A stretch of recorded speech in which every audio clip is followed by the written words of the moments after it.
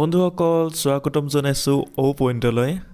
আপোনালোকে চাবলৈ আৰম্ভ কৰিছে পূজা মাথুৰ পূজাৰ আৰু এটি ভিডিঅ'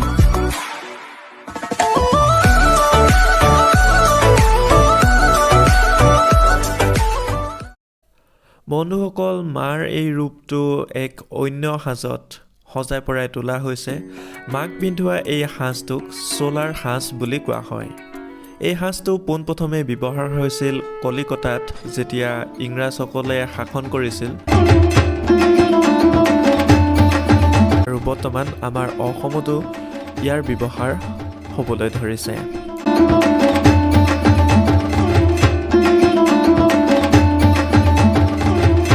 মাৰ এই ৰূপটো আপোনালোকৰ পছন্দ হৈছেনে কমেন্ট কৰি জনাবচোন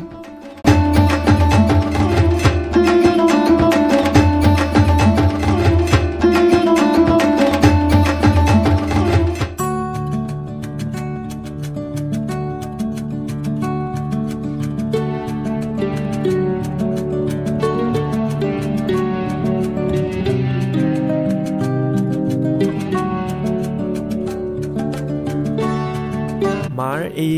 যিটো ৰূপ আমি পূজা কৰোঁ এইটোক মহিষাসুৰ মৰ্দিনী বুলি কোৱা হয় মহিষ নামৰ অসুৰটোক মাৰি সমস্ত দেৱতা তথা জগতক উদ্ধাৰ কৰাৰ বাবে মাক এই নামটো দিয়া হৈছিল দেৱী দুৰ্গাৰ লগতে থকা সৰস্বতী লক্ষী কাৰ্তিক আৰু গণেশ ইয়াৰো এক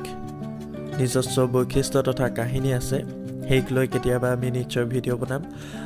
যদি আপোনালোকে বিচাৰে যদি জানিবলৈ বিচাৰে তেন্তে কমেন্ট কৰি জনাব হেয়া যি কি নহওক আৰু কিছু খন্তেক পাছতে সমগ্ৰ অসম তথা ভাৰতে দেৱী মাক পূজা কৰিব দেৱী মাৰ পূজাৰ স্থলীসমূহো অৰ্থাৎ পূজা মণ্ডপসমূহো কাম প্ৰায় সম্পূৰ্ণ হৈ উঠিছে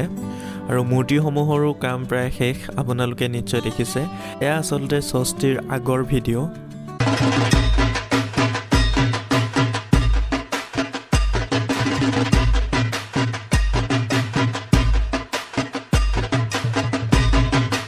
বৰ্তমান এই পূজাসমূহ নিজৰ পূজাস্থলী পাইছেগৈ আচলতে এই সোলাৰ সাজে মাক সঁচাকৈয়ে এক অন্য ৰূপত সজাই পৰাই তুলিছে এক ধুনীয়া পৰিৱেশ সৃষ্টি কৰিছে আপোনালোকে ভাল দেখিছেনে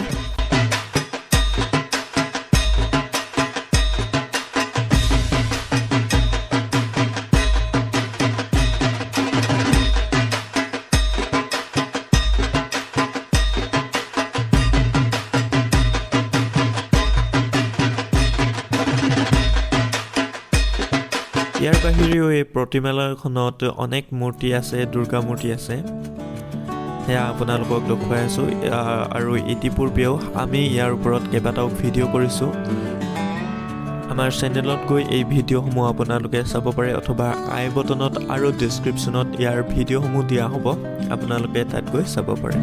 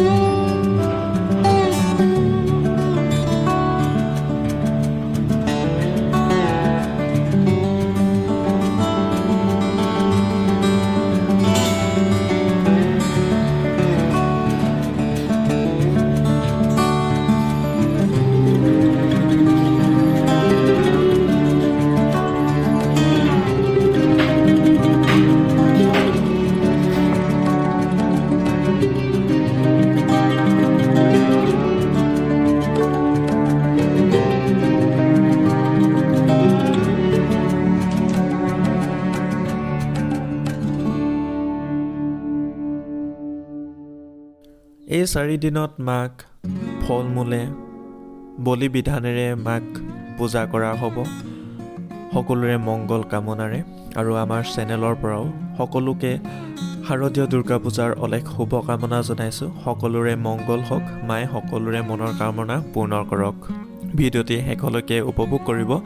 আৰু যদি আমাৰ ভিডিঅ'সমূহ চাবলৈ বিচাৰে আমাৰ চেনেলটিক ছাবস্ক্ৰাইব কৰি ৰাখিব আৰু এই ভিডিঅ'টি নিজৰ বন্ধু বান্ধৱী সকলোলৈও শ্বেয়াৰ কৰিব। জয় মা দুৰ্গা।